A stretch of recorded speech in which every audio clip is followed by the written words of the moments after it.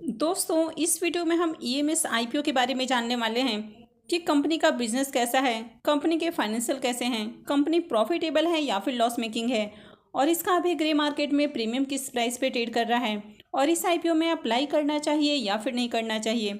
अगर करना है तो लॉन्ग टर्म के लिए करना है या फिर लिस्टिंग गेन के लिए करना है। तो चलिए वीडियो को शुरू करते हैं।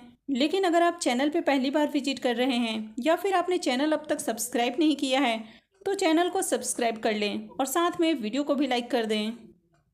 सबसे पहले अगर आईपीओ के डिटेल्स देखें तो आईपीओ 8 सितंबर को ओपन हो चुका है, यानी कि आईपीओ फ्राइडे को ही ओपन हो चुका है और ये 12 सितंबर तक ओपन है, यानी कि इस आईपीओ में मंगलवार तक अप्लाई किया जा सकता है। आईपीओ में फेस वैल्यू 10 रुपये पर शेयर रखा गया है और बुकिंग प्राइस 211 रुपये है, यानी कि आपको 211 रुपये के ऊपर ही इस आईपीओ में अप्लाई करना है। आईपीओ में लॉट साइज 70 शेयर्स का है। आईपीओ का इशू साइज 321.24 करोड़ का है।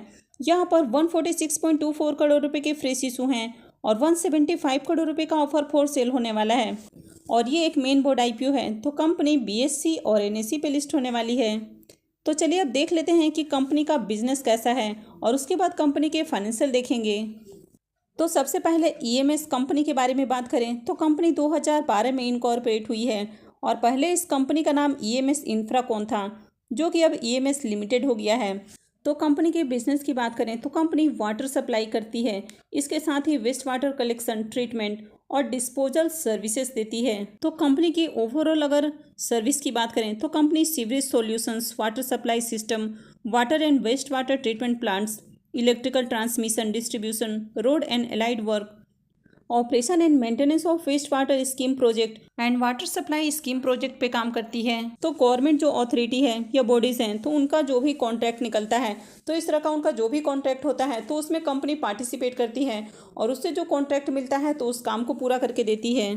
तो कंपनी के पास खुद की सिविल कंस्ट्रक्शन टीम और एम्प्लॉयज़ हैं और इसके पास 57 से ज़्यादा इंजीनियर्स हैं। इसके अलावा कंपनी थर्ड पार्टी कंसल्टेंट और इंडस्ट्री एक्सपर्ट्स को भी हायर करती है।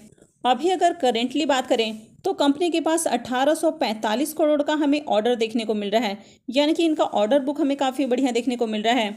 और कंपनी का ओवरऑल बिजनेस देखें तो कंपनी का बिजनेस भी हमें बढ़िया देखने को मिल रहा है। तो कंपनी गवर्नमेंट से जुड़े हुए जो भी कॉन्ट्रैक्ट है तो उनमें पार्टिसिपेट करती है और उस काम को पूरा करके देती है। तो अभी करंट में कंपनी के पास 1845 करोड़ का हमें ऑर्डर देखने को मिल रहा है। तो ओवरऑल कंपनी का बिजनेस बढ़िया है, इसके पास काफ़ी अच्छे ऑर्डर भी देखने को मिल रहे हैं, यानी कि कंपनी के पास अच्छा कॉन्ट्रैक्ट हमें देखने को मिल रहा है। तो चलिए अब हम कंपनी के फाइनेंशियल देख लेते हैं। अब कंपनी के फाइनेंशियल देखें तो यहाँ पर हमें 4 सालों का कंप्लीट फाइनेंशियल देखने को मिल जाता है। अगर एसेट की बात करें तो इसके एसेट में ईयर ऑन ईयर में ग्रोथ देखने को मिल रही है।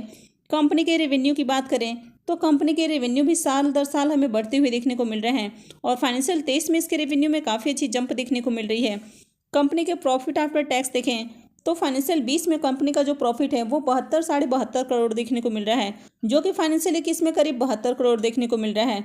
फाइनेंशियल 22 में ये करीब 79 करोड़ देखने को मिल रहा है। और फाइनेंशियल 23 की बात करें तो इसके प्रॉफिट में काफ़ी अच्छी ग्रोथ देखने को मिल रही है और इसका जो प्रॉफिट है वो 108 करोड़ से भी ज़्यादा देखने को मिल रहा है, यानी कि कंपनी काफ़ी अच्छे ईयर ऑन ईयर प्रॉफिट बना रही है। और फाइनेंशियल 23 में कंपनी के प्रॉफिट में काफ़ी अच्छी ग्रोथ देखने को मिल रही है। नेटवर्थ की बात करें तो यहाँ भी हमें अच्छी ग्रोथ देखने को मिल रही है। कंपनी के अगर रिजर्व देखें तो साल दर साल कंपनी का जो रिजर्व है वो भी हमें बढ़ते हुए देखने को मिल रहा है। अगर कंपनी के बोरोइंग्स देखें तो करंट में कंपनी के ऊपर 45 करोड़ का हमें डेट देखने को मिल रहा है। तो ये जो डेट है ये काफ़ी कम है, तो कंपनी के ऊपर बहुत ही कम डेट है, क्योंकि कंपनी के पास जो रिजर्व है वो 443 करोड़ से ज़्यादा देखने को मिल रहा है।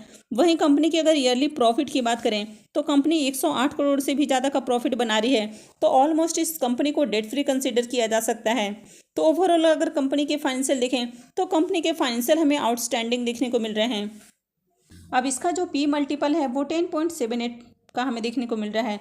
तो इसका मतलब है कि कंपनी जो अपना आईपीओ लेकर आ रही है वो हमें ठीक ठाक प्राइस यानी कि रिजनेबल प्राइस के ऊपर देखने को मिल रहा है। आईपीओ बहुत ज़्यादा ओवर वैल्यूड हमें देखने को नहीं मिल रहा है, तो ऐसे में आगे इसमें अच्छे लिस्टिंग गेन मिलने की संभावना है। कंपनी की मार्केट कैप की बात करें तो ये 1171.7 करोड़ का देखने को मिल रहा है। आरओई और आरओसी ये दोनों ही हमें अट्रैक्टिव देखने को मिल रहे हैं। डेट टू इक्विटी रेशियो बहुत ही कम हमें देखने को मिल रहा है, यानी कि कंपनी के ऊपर बहुत ही कम डेट है। ईपीएस की बात करें तो कंपनी का ईपीएस भी हमें अच्छा देखने को मिल रहा है, साथ ही रिटर्न ऑन नेटवर्थ भी काफ़ी अट्रैक्टिव है। तो ये दोनों ही काफ़ी अट्रैक्टिव हैं, तो ओवरऑल फाइनेंशियल काफ़ी बढ़िया है। तो आईपीओ के इम्पोर्टेंट टाइम टेबल की बात करें तो आईपीओ 8 सितंबर यानी कि फ्राइडे को ऑलरेडी ओपन हो चुका है और ये 12 सितंबर यानी कि ट्यूसडे को क्लोज होने वाला है। आईपीओ का अलॉटमेंट डेट 15 सितंबर रखा गया है। रिफंड डेट 18 सितंबर होने वाला है। क्रेडिट डेट 20 सितंबर है और आईपीओ की लिस्टिंग 21 सितंबर को होने वाली है। आईपीओ में लॉट साइज की बात करें तो आईपीओ में 70 शेयर्स का एक लॉट होने वाला है, यानी कि एक लॉट के ऊपर इन्वेस्टमेंट अमाउंट 14,770 रुपये रहेगा। तो अगर आप रिटेल पोर्शन से अप्लाई करते हैं तो आप मैक्सिमम 13 लॉट तक अप्लाई कर सकते हैं। वहीं अगर आप स्मॉल एच पोर्शन में अप्लाई करते हैं तो आप 14 लॉट से लेकर 67 लॉट तक अप्लाई कर सकते हैं। और अगर आप 68 लॉट से ऊपर अप्लाई करते हैं तो आप बिग एच पोर्शन में आते हैं। अगर आईपीओ के डे 1 के सब्सक्रिप्शन देखें तो डे 1 में ही आईपीओ में हमें बढ़िया सब्सक्रिप्शन देखने को मिल रहा है और आईपीओ 3.82 टाइम सब्सक्राइब हुआ है।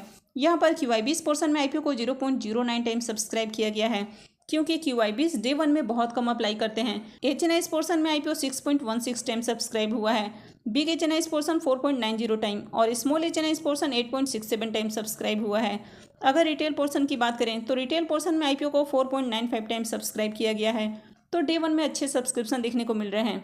तो चलिए अब ग्रे मार्केट प्रीमियम देख लेते हैं और उसके बाद जानेंगे कि इस आईपीओ में लिस्टिंग गेन के लिए अप्लाई करना है या फिर लॉन्ग टर्म के लिए अप्लाई करना है। EMS आईपीओ के ग्रे मार्केट प्रीमियम को देखें तो जहां थोड़ी देर पहले इसका प्रीमियम 125 रुपये पे ट्रेड कर रहा था, वो अभी बढ़ के 127 रुपये के ऊपर देखने को मिल रहा है और आईपीओ में लॉट साइज 70 शेयर्स का है।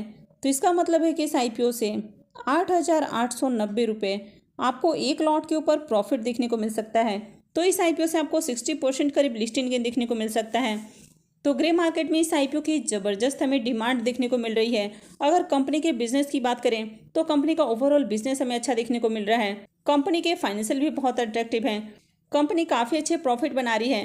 कंपनी के अगर ऑर्डर बुक को देखें तो यहाँ पर कंपनी के पास काफ़ी अच्छा ऑर्डर भी देखने को मिल रहा है। तो इस आईपीओ में लिस्टिंग गेन के साथ साथ लॉन्ग टर्म के लिए भी अप्लाई किया जा सकता है। अब आपने कंपनी के बिजनेस को देखा, कंपनी के फाइनेंशियल देखें, ओवरऑल आपने कंपनी के रिव्यू को देखा। अब ये आपको डिसाइड करना है कि आप इस आईपीओ में लिस्टिंग गेन के लिए अप्लाई करने वाले हैं या फिर लॉन्ग टर्म के लिए अप्लाई करने वाले हैं। तो अगर आप इसको लॉन्ग टर्म होल्ड करके नहीं भी रखने वाले हैं तो भी इस आईपीओ में लिस्टिंग गेन के लिए तो जरूर अप्लाई किया जा सकता है। अगर आपको आईपीओ की अलॉटमेंट मिलती है तो आपको आईपीओ से बढ़िया रिटर्न देखने को मिल सकता है। तो आई होप कि आपको ये जानकारी अच्छी लगी होगी। तो अगर आपने वीडियो को अब तक लाइक नहीं किया है तो वीडियो को लाइक कर दें और साथ में चैनल भी सब्सक्राइब कर लें। और वीडियो को अंत तक देखने के लिए आप सबका बहुत बहुत धन्यवाद।